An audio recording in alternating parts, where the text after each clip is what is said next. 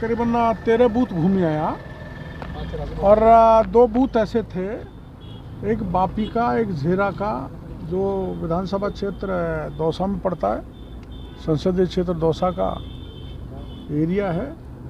और पूरा गांव, महिला पुरुष और एक बुजुर्ग जो चल नहीं पा रहा था, उसको खाट पे बैठा के वहाँ के जवान ले गए थे बापी के। और मंगल गीत गाते हुए नारियों ने, महिलाओं ने वोट डाला है। और ये दो जगह मैंने देखा है, लोगों में बड़ा उत्साह है, उत्साह के साथ वोट डाल रहे हैं। हमने सभी मतदाताओं को इकट्ठा किया और इकट्ठा करके पोलिंग पे ले गए।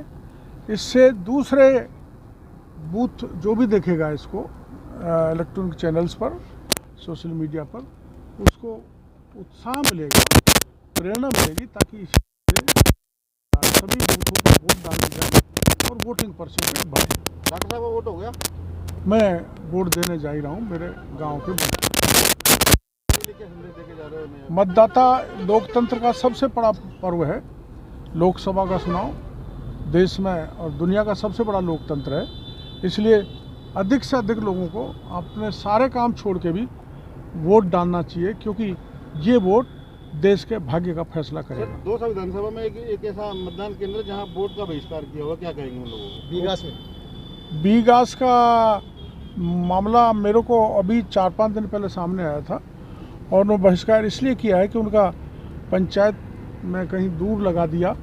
मैंने उनको वैसे तो आश्वस्त किया था कि चुनाव के बाद आपको उचित स्थान पर आप लगवाया जाएगा, ग्राम पंचायत में।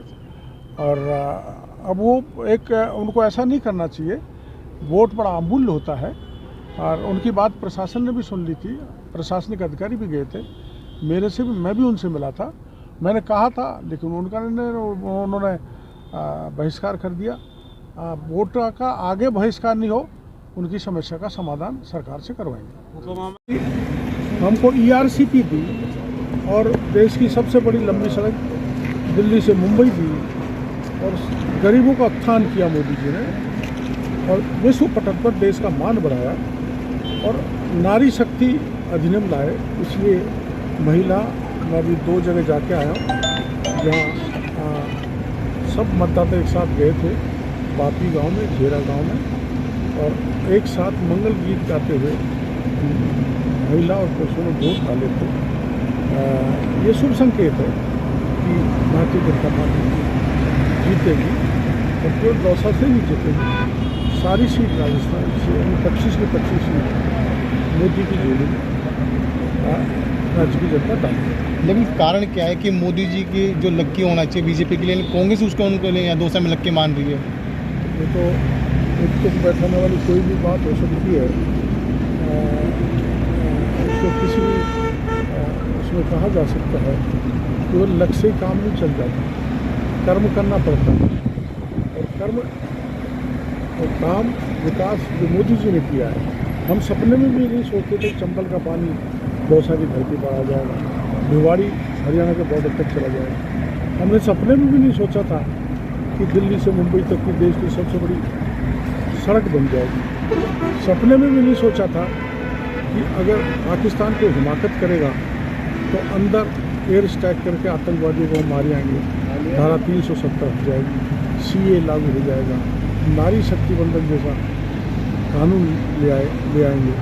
तो ये काम पे और व्यक्तित्व पे वोट देश की जनता देगी, कौशल की जनता। लेकिन कांग्रेस यूँ कह रही है ERCP अगर चाहते तो कांग्रेस की गवर्नमेंट में भी थी जब अशोक गहलोत सरकार थी तब लागू कर सकते थे, लेकिन वोटों की राजनीति के चलते उन्होंने उस वक्त अगर राजनीति करनी होती तो विधानसभा से पहले ही घोषणा कर देते मोदी की। जब हमारी सत्ता यहाँ पर आ गई, डबल इंजन की सरकार बनी, क्योंकि गहलोत सरकार सहयोग नहीं कर रही थी केंद्र को, और जैसे भजनलाल सरकार आई उन्होंने सहयोग किया और मोदी जी ने ERCP के लिए 45,000 करोड़ रुपये दे दिए। अब इसका ये लाइफ लाइन है हमारे इस इलाके के लिए, इसलिए जनता ने मन बना रखा है कि कमल के फूल को बोल दें। सचिन पायलट ने कहा कि मैनिफेस्टो तो हो गया, लेकिन अभी MU है ERCP को वो दिखाया नहीं अभी तक। देखो, जब देश का प्रधानमंत्री, देश का जल संसाधन मंत्री, देश राजस्थान और मध्य प्रदेश के मुख्यमंत्री अधिकारियों को साथ बैठ के समझौता करें और जो भी सवाल जवाब प्रतिपक्ष ने किए विधानसभा में उसका जवाब मैंने खुद ने दिया है। तो मैंने भी तो किसी MOU के आधार पर ही जवाब दिया होगा, कोई वैसे हवाई तीर थोड़े मारे। इसलिए ये गुमराह करना है उनका और कुछ नहीं। ये स्वीकृत हो गई है और PKC प्लस ERCP, PKC का पार्वती काली से चंबल लिंक जो अटल जी के समय चिन्हित हुई थी, उस नदी को, तो उस लिंक रिवर को प्लस ERCP को जोड़कर राजस्थान और मध्य प्रदेश दोनों को पानी मिलेगा।